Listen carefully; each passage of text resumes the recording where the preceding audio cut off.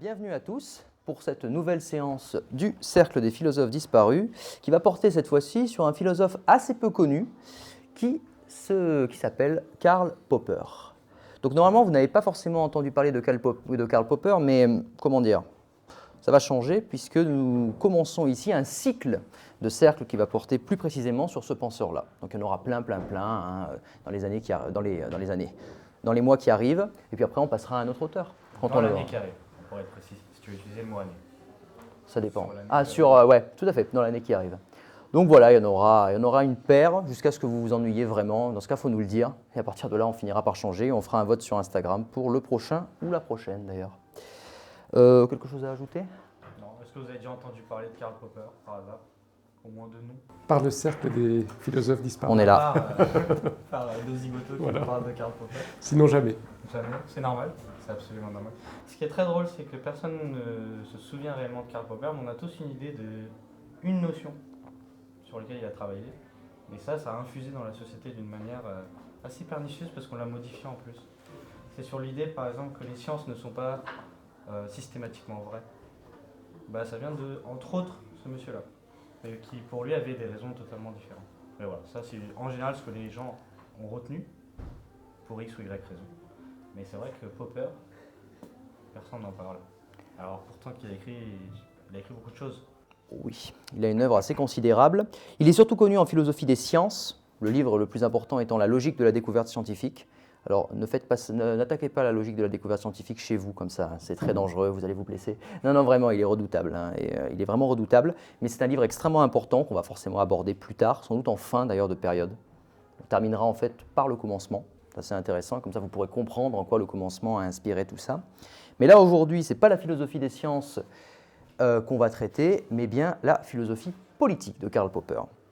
Et pour aborder cette philosophie politique de Karl Popper, on va passer par un philosophe que vous connaissez sans doute bien plus. Vous avez tous entendu parler déjà de Platon, au moins à l'école, parce qu'il fait quand même partie du programme.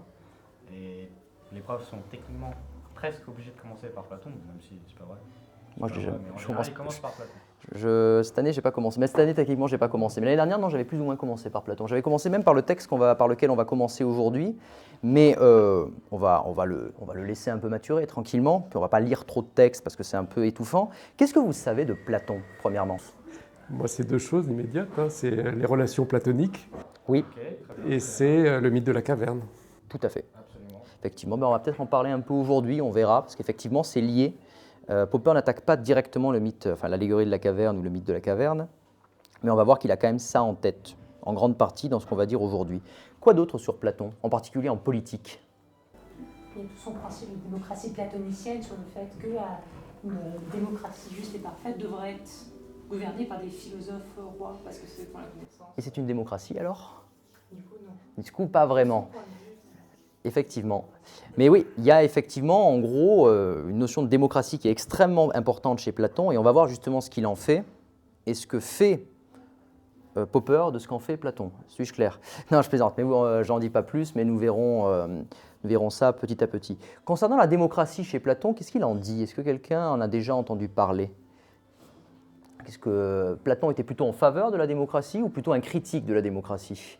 Je ne sais pas, peut-être que vous ne le savez pas du tout, je ne sais pas où... Communication, vous ne l'avez pas diffusé un petit peu là, sur Facebook, etc. Parce qu'il y avait moi, ce que j'ai capté, mais alors après, c'est peut-être n'importe quoi, mais c'est qu'il poussait le bouchon tellement loin que ça devenait tout sauf une démocratie.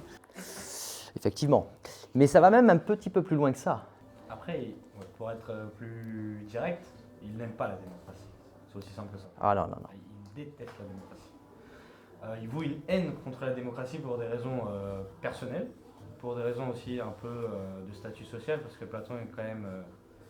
c'était le neveu d'un tyran, si je dis pas de bêtises. Il y a deux oncles tyrans qui étaient dans le conseil des 30 tyrans, on verra. Il sera aussi un tyran. Donc ça vous donne un peu l'idée dans laquelle il était, le milieu dans lequel il était. Cerné. Il était un peu cerné, donc s'extraire sociologiquement de cette zone, c'est un peu compliqué quand même. Donc il avait des idées forcément... qu'on appelait aujourd'hui aristocratique, si je ne me trompe pas. Et surtout, celui qu'on retient philosophiquement, c'est parce que la démocratie a tué le grand et le cher Socrate, qui est pour les Occidentaux quand même le père de la philosophie.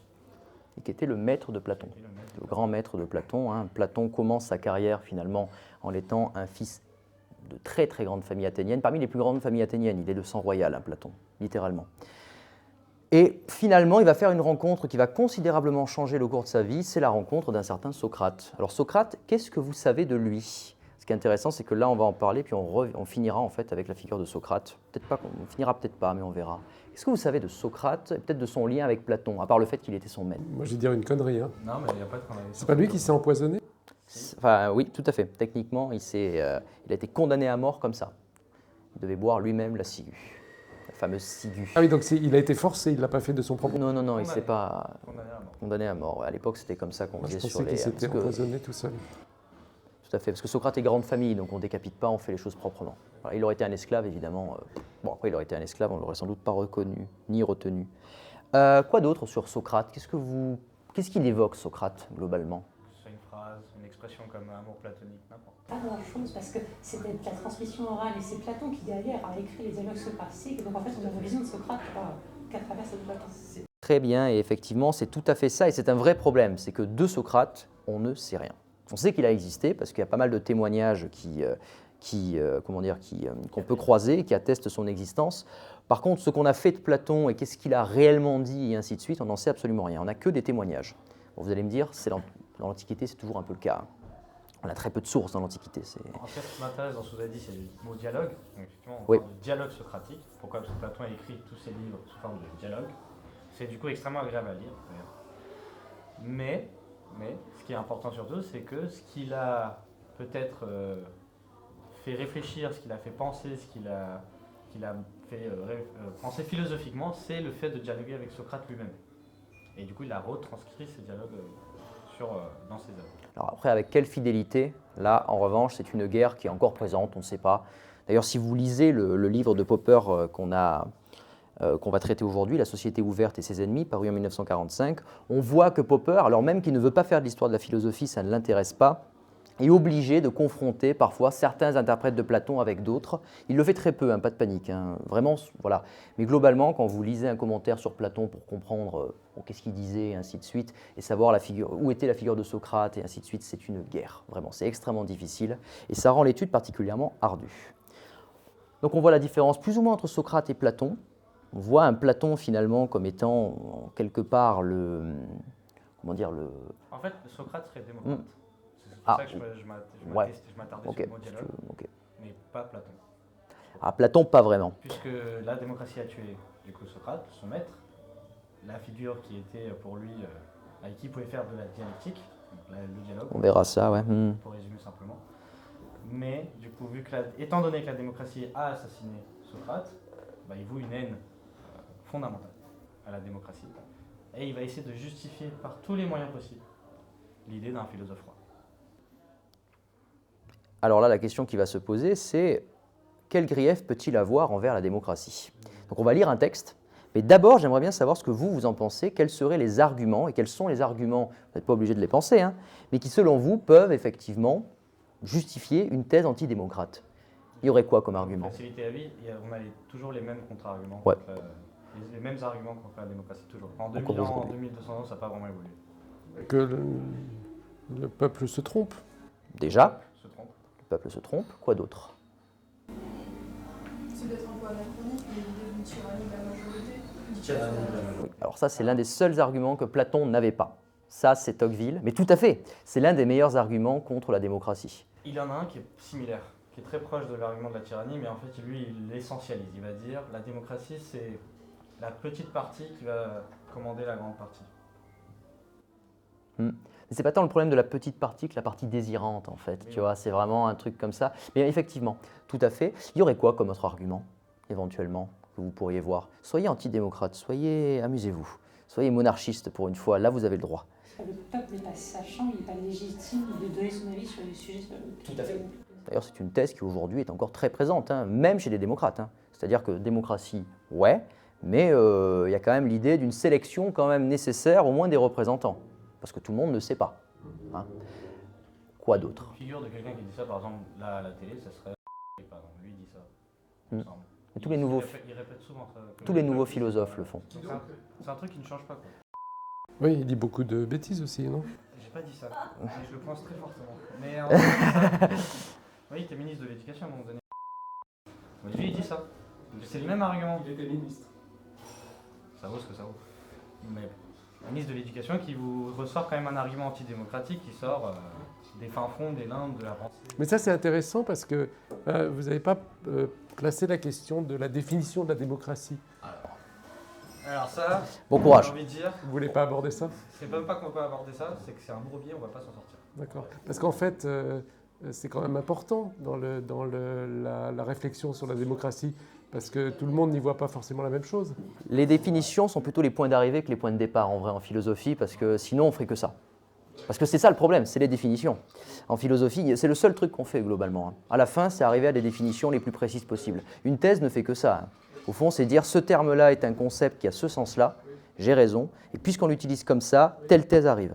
Mais ce que je veux dire, c'est que rapporté aux deux philosophes, c'est quand même intéressant de se poser la question de savoir s'ils avaient la même conception de la démocratie. Tout à fait. C'est-à-dire que si dans le mot démocratie, ils mettaient la même chose ou pas. Ça, je sais pas. Mais pour nous, ce qu'on va faire, on va partir de. Si vous voulez vraiment une définition, on va prendre la plus bête. La plus large possible, c'est une Pour faire démocratie. C'est un système dans lequel il peut y avoir un parlement ou pas, dans lequel on vote pour celui qui aura le pouvoir. Voilà. Et où globalement, il n'y a pas de personne qui... Et on va dire un dernier point, dans la démocratie, il y a le moins de hiérarchie possible entre les individus. Ça veut dire que dans une démocratie, normalement, il n'y a pas une personne qui sait, et qui donc, lui, est en mesure de pouvoir dominer et donc de gouverner, en vertu de son savoir. Dans une démocratie, tout le monde sait au moins un petit peu quelque chose, au moins en droit. Parce que sinon, pas besoin d'une démocratie. Vous voyez que ça devient trop compliqué. Mais déjà, ça devient compliqué, mais on est obligé d'en arriver là. Voilà. Ça, je pars du vote, tout le monde vote. Voilà, ça s'arrête là. Voilà. C'est de vivre ensemble quand même, enfin, d'une façon de vivre ensemble, non? Tout à fait. On peut en arriver là. Après, tout régime, c'est une façon de vivre ensemble. Bon, sans les autres parfois, plus ou moins sans les autres. Mais voilà. Parce que si on reprend ce qui a été dit en particulier sur le savoir et sur le peuple n'est pas sachant. Sachant de quoi? Ah, grande question. Bah, de diriger la cité. Sans doute les textes nous aideront beaucoup à comprendre ceci. C'est pour ça que j'en dis pas trop, parce qu'en vrai les textes eux-mêmes vont amener des définitions qui petit à petit vont venir en fait assez naturellement. Faut pas avoir peur des définitions en philosophie, hein, vraiment, parce qu'en fait on fait ce qu'on veut. Vraiment, en vrai, on a toujours tendance à vouloir bloquer les choses en philosophie. Enfin, en vrai, c'est juste une question d'usage. Et du moment où vous êtes explicite sur l'usage que vous faites, après c'est bon, hein. Non mais moi je voulais juste pointer ça parce qu'aujourd'hui quand même on assiste à une profusion enfin une utilisation complètement démente de mots qui sont détournés en fait, qui sont utilisés mais avec un sens qui n'est pas leur sens original. Donc ça, ce qui crée vraiment des problèmes de pensée et Il y a un texte de Popper qui va justement parler de cela, justement, puisque ça fait très longtemps en fait, hein, que de toute façon chaque camp tire les mots dans son sens, parce que de toute façon les querelles sémantiques et les querelles de définition ne sont pas des querelles philosophiques, c'est toujours des querelles politiques et des querelles polémiques. Voilà. Ça a toujours été le cas, globalement, hein. Encore une fois, moi aussi, tout le monde est pour la démocratie, ne vous en faites pas, hein. Personne n'est d'accord sur la démocratie, c'est tout le problème. Comme argument antidémocrate, qu'est-ce que vous pourriez trouver également, qui vous viennent naturellement, ou que vous entendez souvent? Et après, on va voir le texte de Platon. Qu'est-ce que vous auriez? Je veux dire, c'est difficile à organiser. Oui, C'est vrai. c'est l'une des meilleures critiques en réalité également. C'est structurellement compliqué. Alors que, Si du coup vous admettez que c'est structurellement compliqué, soit c'est pas faisable, soit c'est tellement dur que ça pourrait être faisable, mais dans une situation tellement utopique que ça n'arrivera jamais. Donc ce n'est jamais là. Donc il vaut mieux pas souhaiter quelque chose qui ne sera jamais là. Donc on est antidémocrate. c'est quand même plus simple, hein, comme à la maison. Non, je plaisante. Mais c'est en gros un peu l'idée, hein, mine de rien. Parce que même les familles sont rarement démocratiques techniquement. Ça peut être un argument qui se fait. La cellule familiale, c'est plus simple quand quelqu'un dirige. Je ne dis pas qu'il faut le faire. Donc, faisons la même chose à l'échelle éventuellement d'une cité, d'un État. C'est des arguments qui sont souvent arrivés. Nous passons donc au texte, si vous le voulez bien. Le texte en lui-même, vous allez voir, c'est du Platon, c'est un peu violent, mais les textes de Popper sont beaucoup plus clairs. Donc, pas de panique. C'est un extrait du livre 7 donc, de la République de Platon.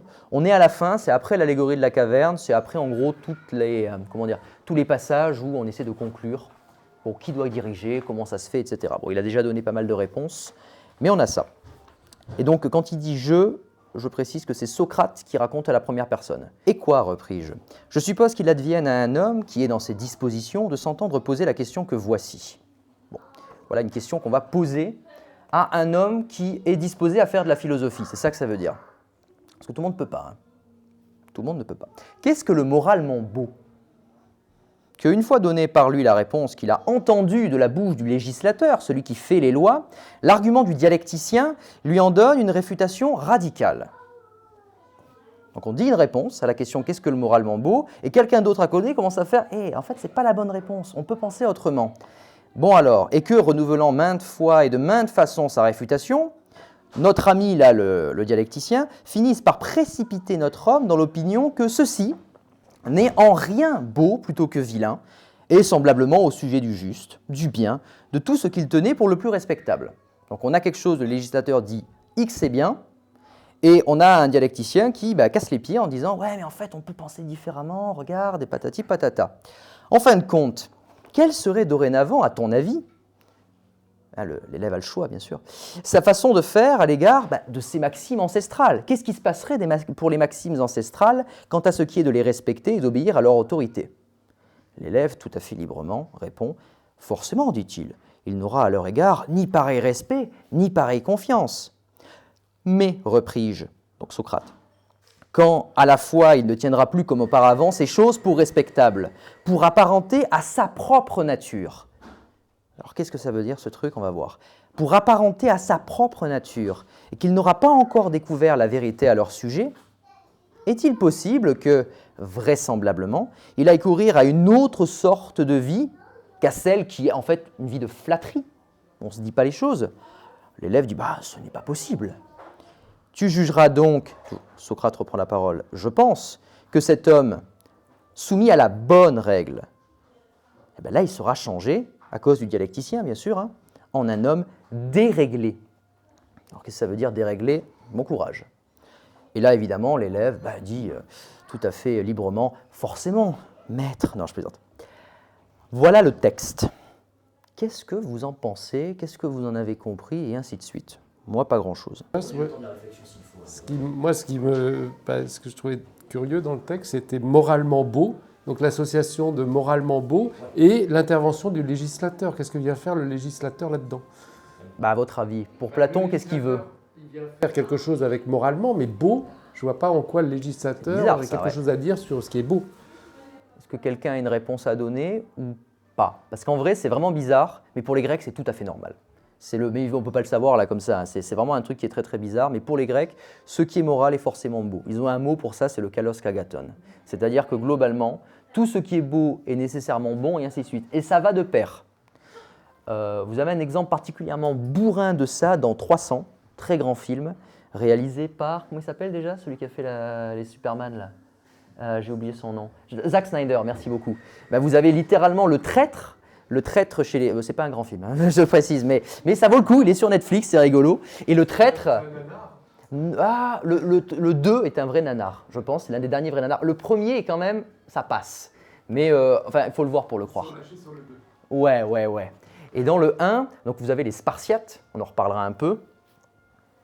Abdos, vraiment, ils se battent à poil. Voilà, bon, c'est réaliste, moi je vais mettre une armure. Et le méchant, celui qui va les trahir, lui, il n'a pas d'abdos, il n'a pas les biceps et tout comme le héros. Lui, c'est littéralement un bossu moche.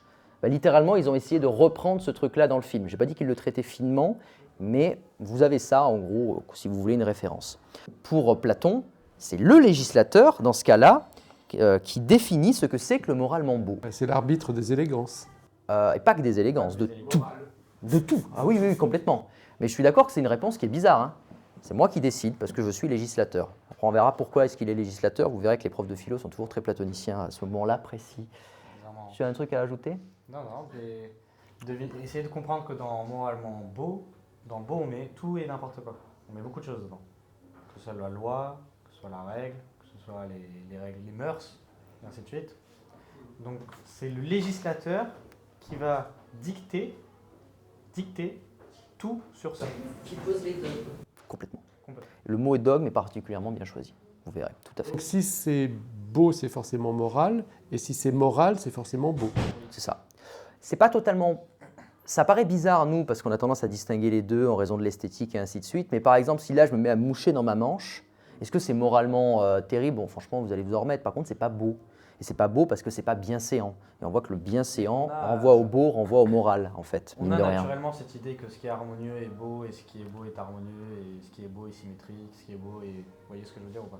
Quand il y a un geste artistique au sens du sport qui est fait, tout le monde on va dire ouais, c'est harmonieux, le geste est finement réalisé, le résultat est incroyable. Bah, on aura toujours tendance, et ça sera souvent représenté par un cliché. Le cliché qui a été souvent repris, c'est par exemple Zidane qui reprend une reprise de volée. Et on le voit en train de faire sa reprise de volée.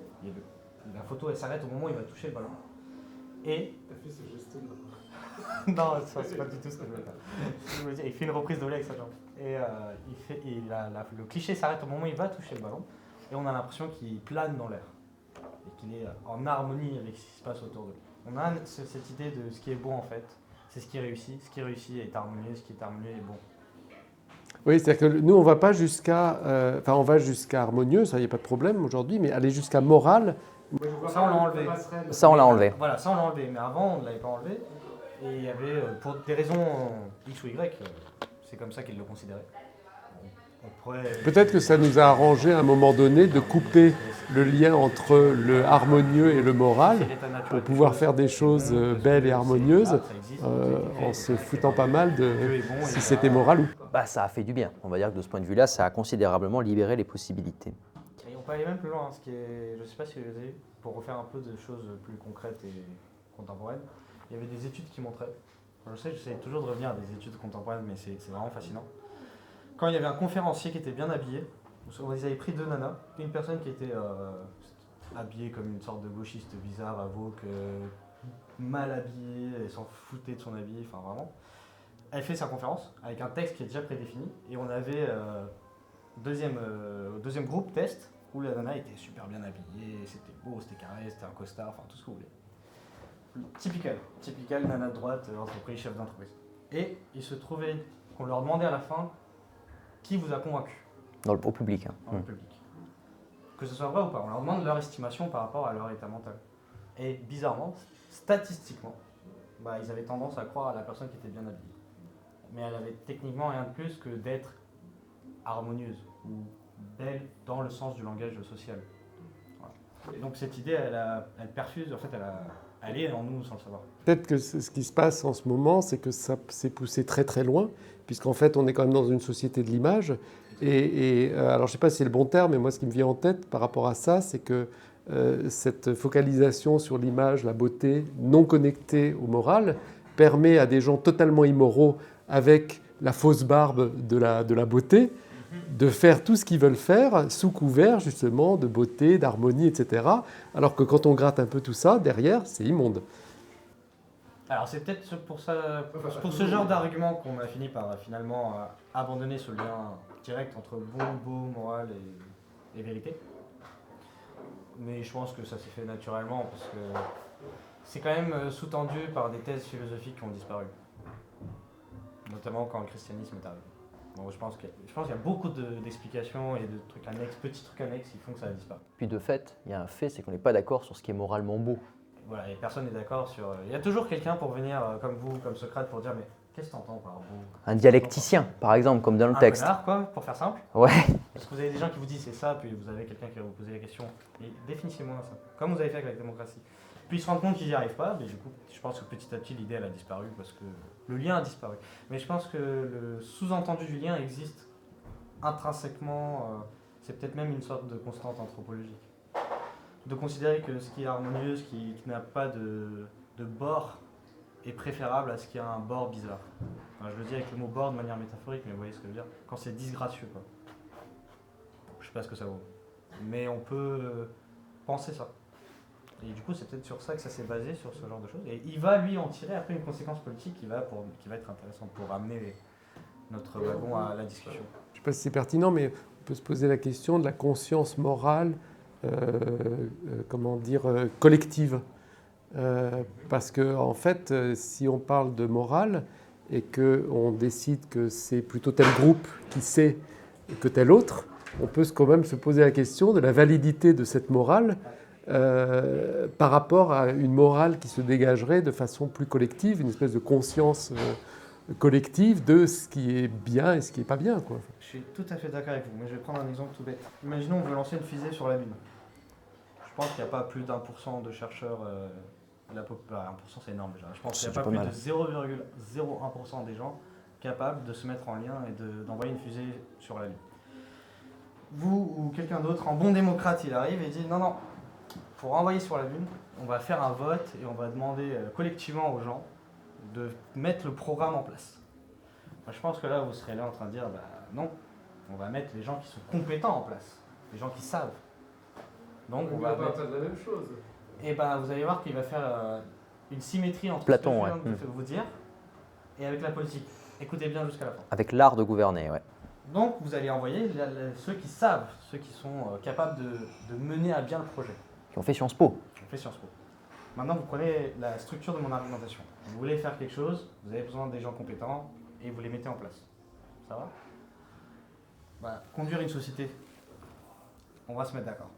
Comment allons-nous conduire la société ? Il faut des gens qui savent, comme vous avez énoncé tout à l'heure, ce que ça veut dire société, ce que ça veut dire la justice, ce que ça veut dire le bien, ce que ça veut dire, je sais pas moi, la répréhension policière. Pourquoi pas ? Et donc on va mettre en place des gens qui sont compétents sur leur domaine pour mettre en place le projet politique. Donc vous voyez que la structure est la même. On veut faire quelque chose, société, on va prendre des gens compétents et on va leur laisser faire le projet. Donc si vous acceptez que dans un certain sens, vous envoyez une fusée, il faut des gens compétents, même s'ils sont que 10, on va écouter ces 10 de manière cléricale, structurellement, vous pouvez accepter que si je veux commander une société, il faut prendre des gens qui ont étudié ce que veut dire une société, ce que veut dire la politique, ce que veut dire blablabla, et on va les écouter de manière religieuse. C'est pas un peu spécieux, ça ? C'est totalement spécial. Très très particulier. Ouais. Est-ce qu'il y a une notion de vrai aussi ou pas du tout ? Enfin, dans le sens où le moralement beau, il est seul et unique ou c'est un moralement beau ? Non, C'est le. C'est pas un. Ouais, c'est indéfini. Et- Pardon. Et qui sait ce que c'est que le moralement beau, à votre avis, pour Platon ?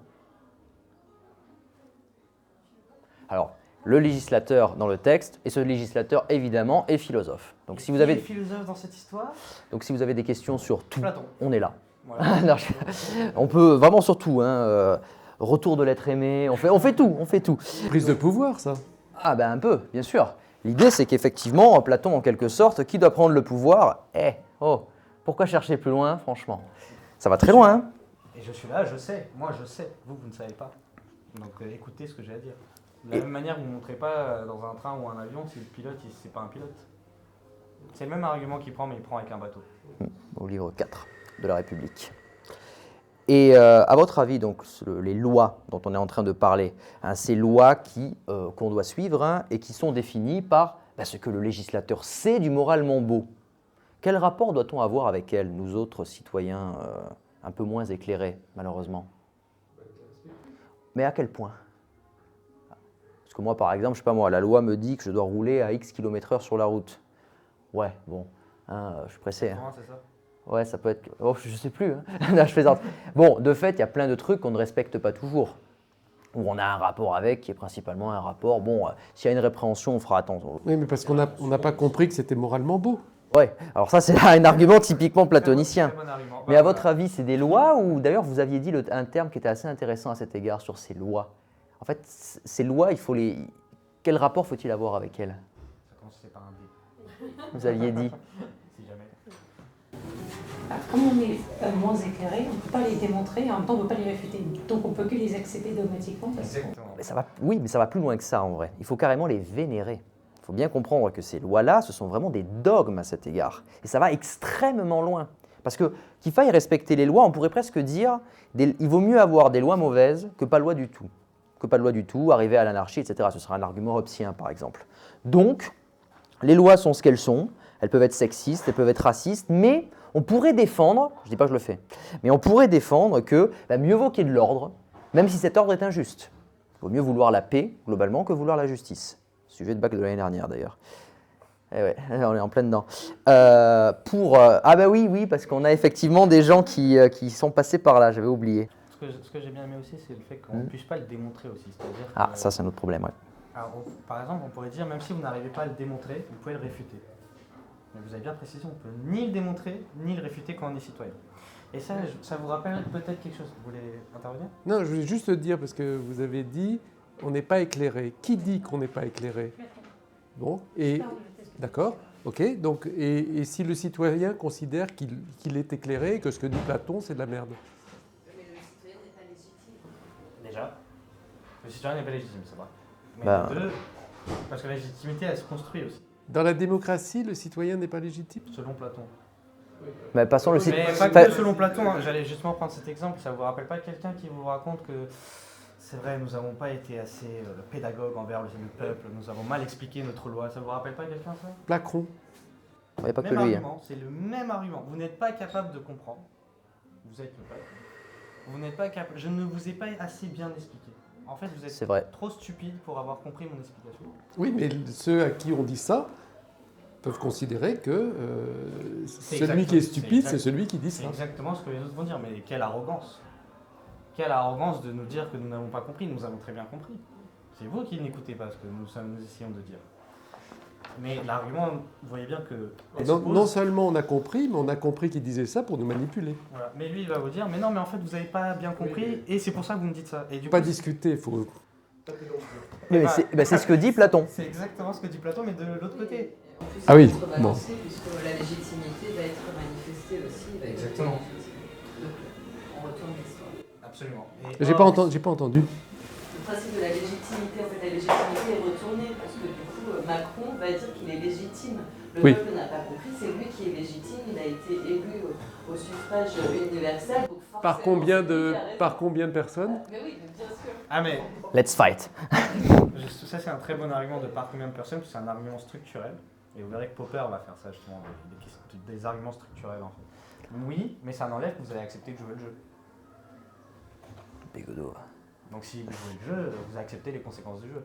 C'est jouer le jeu Oui, mais- d'être dans une démocratie, mais c'est pas un souhait, c'est pas. Je pense que- c'est implicite. Un macroniste, je pense qu'au fond de lui, il penserait, mais si vous n'êtes pas content, allez ailleurs. Allez jouer ailleurs, dans un autre pays. Et je pense qu'il penserait ça, vous voyez. Il discuterait même pas, il vous dirait juste, vous n'êtes pas content du résultat, bah allez ailleurs, en faites autre chose. Non, mais c'est surtout que quand même les conséquences de J'ai pas dit que c'était bon argument. les conséquences de l'acceptation de cette règle du jeu, quand elles deviennent catastrophiques, elles nécessitent une remise en cause. Bah pas pour le peuple. Enfin, elle est catastrophique pour le peuple, mais du point de vue de... Pour la société. Bah, du point de vue de ceux qui dirigent, j'ai pas l'impression qu'elle soit catastrophique. Eux, ils le pensent pas comme ça. Oui, mais parce qu'ils pensent dans leur bulle. Absolument. Dans leur classe. Dans leur classe. Et dans Pardon. leur but. Et dans leur but, oui, tout à fait, oui. Mais vous voyez que c'est compliqué du coup, parce que si vous leur dites que c'est des mois je vis la misère en fait, je peux pas finir mes fins de mois, ils connaissent pas ça, donc a priori. Et vous vouliez dire quelque chose? Après, niveau légitimité, en France, on n'a pas le droit de voter avant 18 ans. Certains citoyens n'ont plus le droit de vote du fait de sanctions pénales. Question de légitimité, est-ce que quelqu'un qui a 17 ans est moins légitime que quelqu'un qui a 70 ans ou je sais quoi? Est-ce que quelqu'un qui a fait une infraction est moins légitime que quelqu'un qui a fait une infraction financière ou quelque chose comme ça, qui n'aura pas dans ce cas cette déchéance? Moi j'aime Et- beaucoup cet argument. Et surtout, qui décide de ça? Ah oui, mais Et voilà, le législateur. On revient Sachant que toujours au législateur. vous avez bien compris que le législateur, C'est il ça a qui le va pas, c'est ça judiciaire, qui le va pas. législatif, l'exécutif, il fait Il y tout. en a Hein. un quatrième en plus au cas où si jamais. qui, Ouais. décide de qui est suffisamment éclairé pour voter? Mais il y a des philosophes pour ça. Bah, qui décide pour construire un bateau? C'est pas la même chose parce qu'on parle pas des mêmes sujets. Mais Bah, pour Platon, Quelle est la compétence? on parle de sciences politiques. Oui, mais si on parle c'est pas une chance. d'être éclairé et si on parle de moralité, où est la compétence sur ça? C'est facile de dire on envoie une fusée dans la Lune. Ben oui, il y a des ingénieurs, des machins, etc. Mais là, on parle d'un autre sujet. Mais ils savent ce que c'est que le moral Mambo. Et oui, mais c'est ça la réponse de Platon. Elle peut ne pas être convaincante, hein, je suis bien d'accord, hein, on joue évidemment. Mais pour Platon, c'est ça. Étant donné son savoir, qui est notamment de savoir quelles sont les bonnes valeurs, parce que c'est une question de valeurs, il va imposer au forceps après les valeurs qui sont celles de sa classe, finalement les valeurs aristocratiques, c'est-à-dire celles du meilleur. Et pas celles de la démocratie où tout le monde se vaut, plus ou moins peut-être. Et de la démocratie, finalement, c'est l'idée, voilà, le bon sens, par exemple, qu'on cite souvent chez Orwell. Voilà, tout le monde, au fond, il a beau pas être un érudit, il a beau même pas être malin, n'empêche qu'il a quand même son bon sens qui lui permet de se rendre compte des évidences, au moins. Les cartes de bon sens est mieux partagé parmi les autres. Est-ce que le philosophe, à Platon ou un autre, exclut le fait de se tromper? Le Platon ne se trompe pas. Le philosophe ne se trompe Quand pas. on fait des mathématiques, Il n'y a pas de ça chez Platon. Déjà, hein. Ah non, non, Quand vous faites des mathématiques, vous pouvez vous tromper de bonne foi, mais vous pouvez vous corriger, ça c'est un autre truc. Vous pouvez faire des erreurs, mais vous ne pouvez pas vous tromper au sens d'une faute. sinon c'est que vous êtes planté. Sinon, c'est que vous n'avez rien compris, c'est que vous n'avez pas bien compris la théorie, c'est que vous n'avez pas bien appliqué vos formules, et ainsi de suite. Et petite pression qu'on n'avait pas donnée, le philosophe, au départ, fait des maths. Il fait des maths pendant une dizaine d'années, c'est une propédeutique à la philosophique, et ensuite, à partir de ce qu'il a pu comprendre grâce aux mathématiques, en particulier ce qu'on appelle aujourd'hui les nombres irrationnels et ainsi de suite, il va comprendre qu'il y a une sorte de monde, je ne vais pas aller trop loin là-dessus, on ne va pas aller dans la métaphysique, mais qu'il y a une sorte de monde supérieur. C'est faux ce que je dis. Et les mathématiques et l'astrologie à cette époque-là aussi. Oui, il y a aussi l'astrologie, mais Platon, c'est pas son... Si, un peu quand même. Un petit peu. Il l'a étudié aussi, mais c'est surtout les mathématiques sur lesquelles il insiste dans La République, dans mes souvenirs. Ah oui, vas-y. Sur le ponton, c'est ça qu'on dit? Je suis fatigué, je sais plus. Nul n'entre ici. Que nul n'entre ici s'il n'est point géomètre.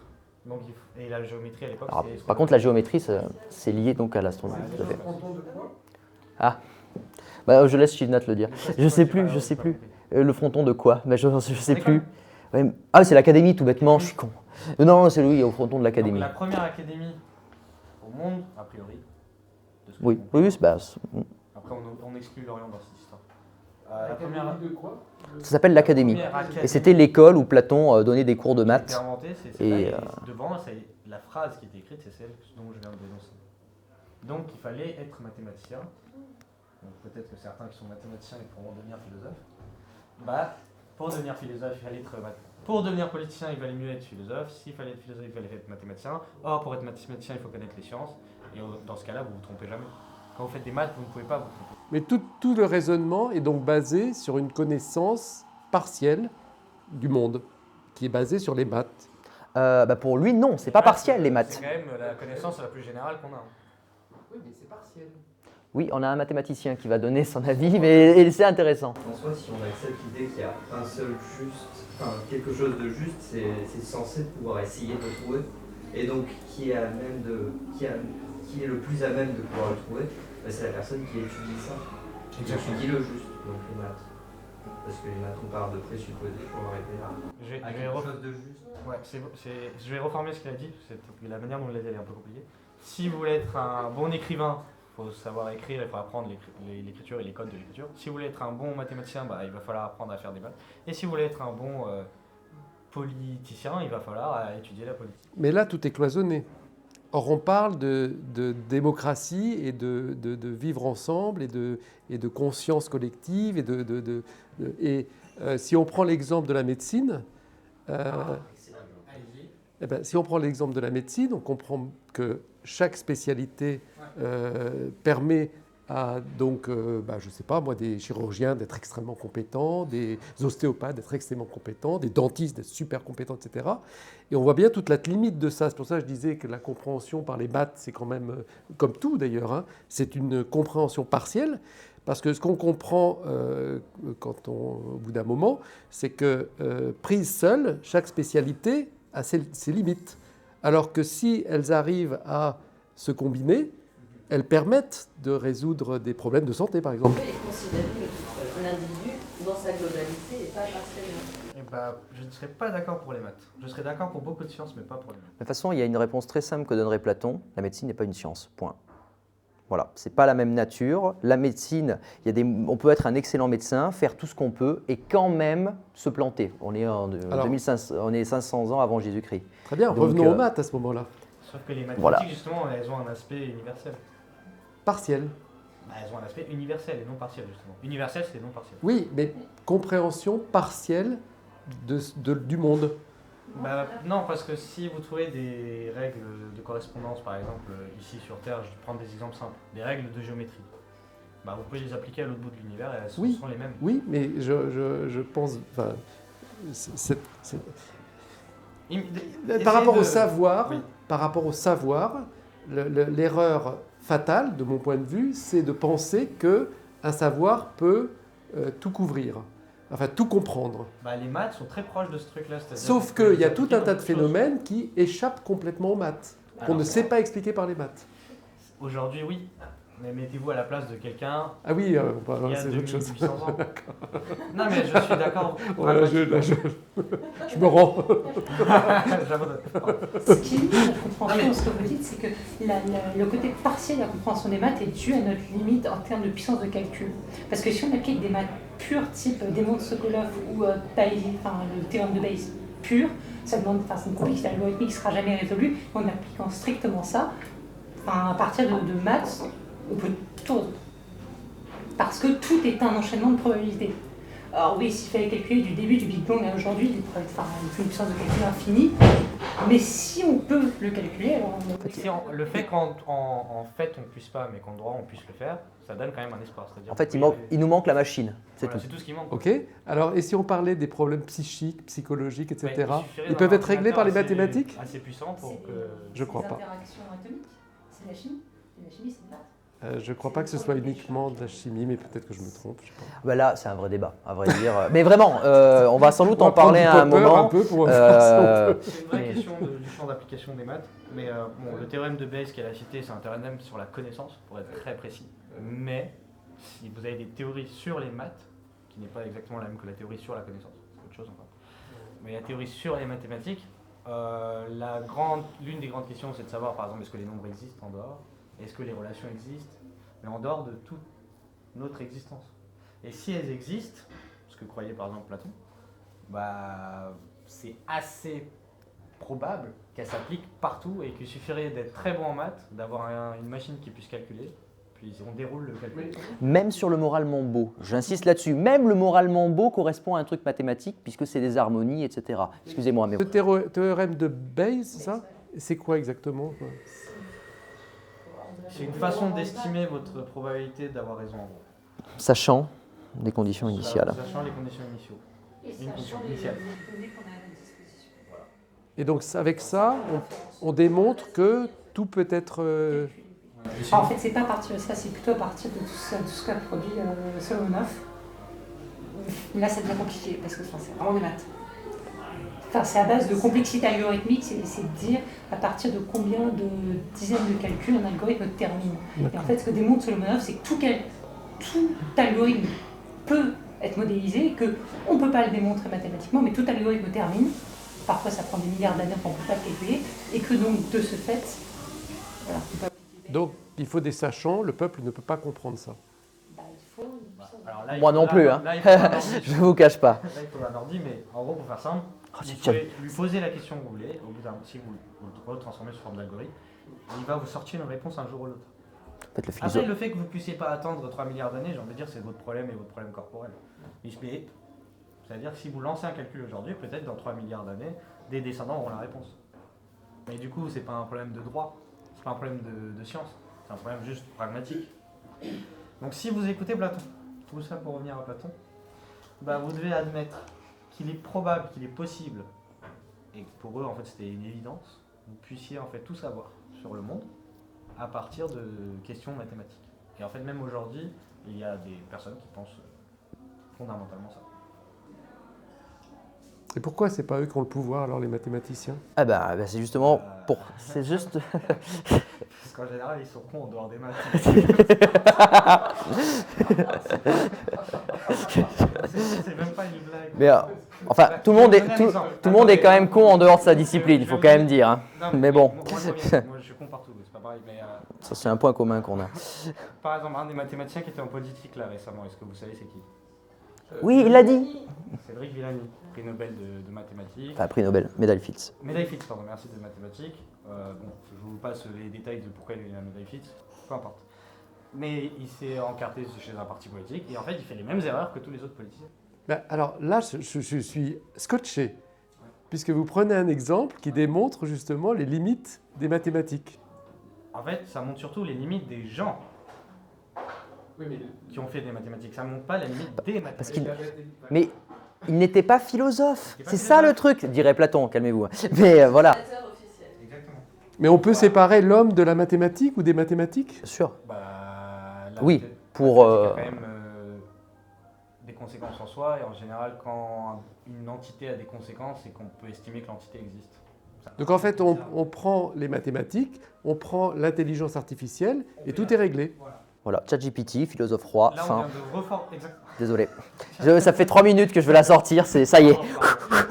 Si Platon il serait aujourd'hui, il dirait ça. Quelqu'un qui pense ça, mais en gros, lui, il pense qu'il suffirait de moderniser les cerveaux des personnes, de foutre des puces dans la tête. Je crois que c'est ce qu'il dit, il faut modifier l'ADN. Je connais pas, j'avoue. Et il passait sur Ah, une interview, par exemple. Ah oui, mais j'ai déjà entendu ce cas. Je Il faisais, pense oui. ça. C'est une sorte de nouveau Platon, si vous voulez. Et il est intelligent?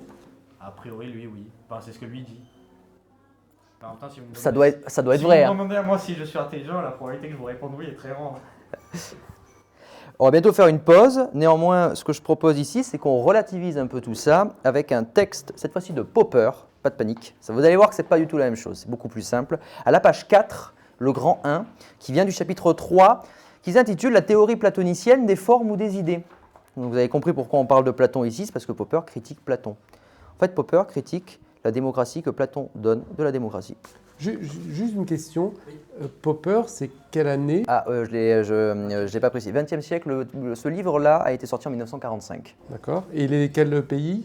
Il est né en Autriche, il a passé une grande partie de sa vie en Nouvelle-Zélande avant de revenir aux États-Unis. C'était un grand ami, entre autres, de Friedrich Hayek, pour ne pas dire de gros mots. Mais voilà, à la route de la servitude. Voilà, ceux qui ont la rêve font ce qu'ils veulent. Enfin, c'était un ami, ils n'étaient pas d'accord sur pas mal de points, mais je ne dis que ça, je n'en dirai pas plus. Vous me direz après de quel camp est Popper, en gros, dans le champ. Je dirais juste que c'est sans doute l'un des plus forts pour la défense de cette position-là. Tu veux le lire ou je le lis? Premier ou le deuxième? Le premier.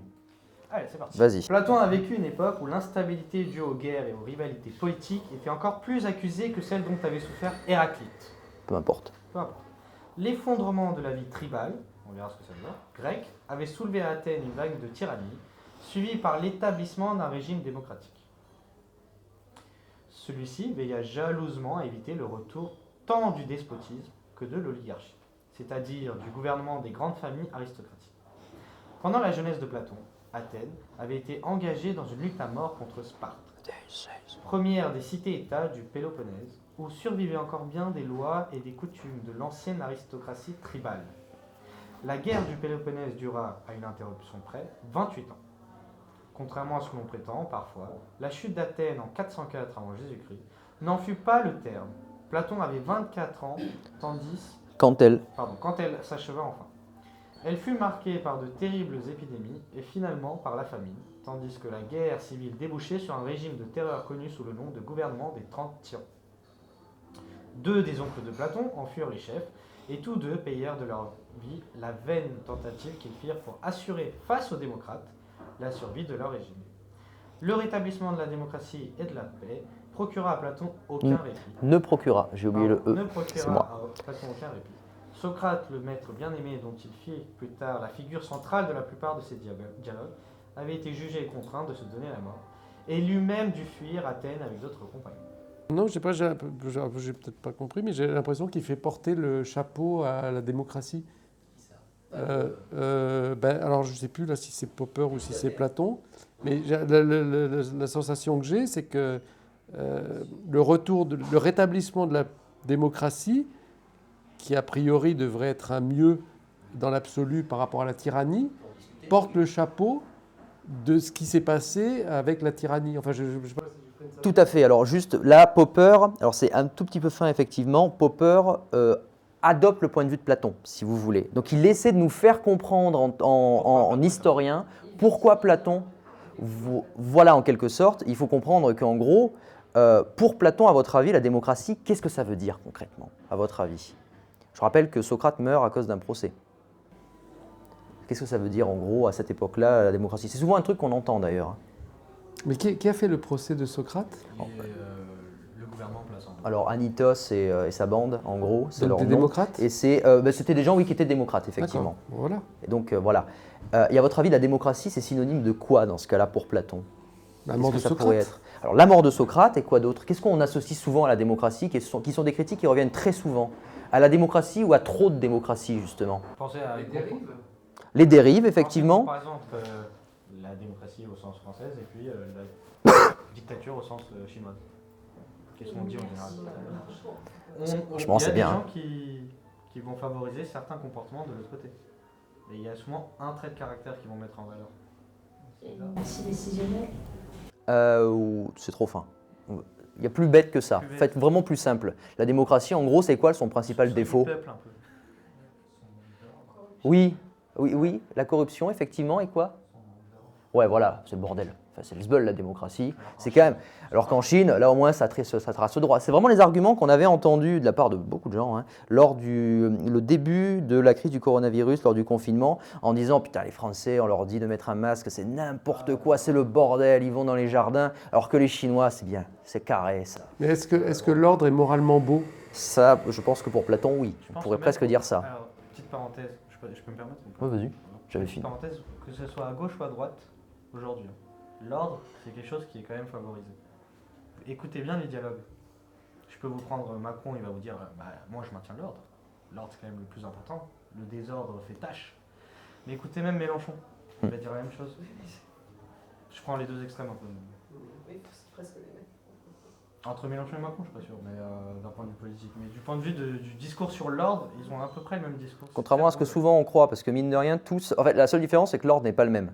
C'est ça la vraie différence entre les deux. Mais en revanche, tous sauront pour dire Ça, qu'il y a un c'est- ordre et c'est- que. Il faut un ordre. En Ça, gros, c'est le problème viendra soit des banlieues, soit des policiers, mais dans tous les cas, le discours, ce sera vous restez à votre place et vous écoutez les Ça, c'est directives. étonnant.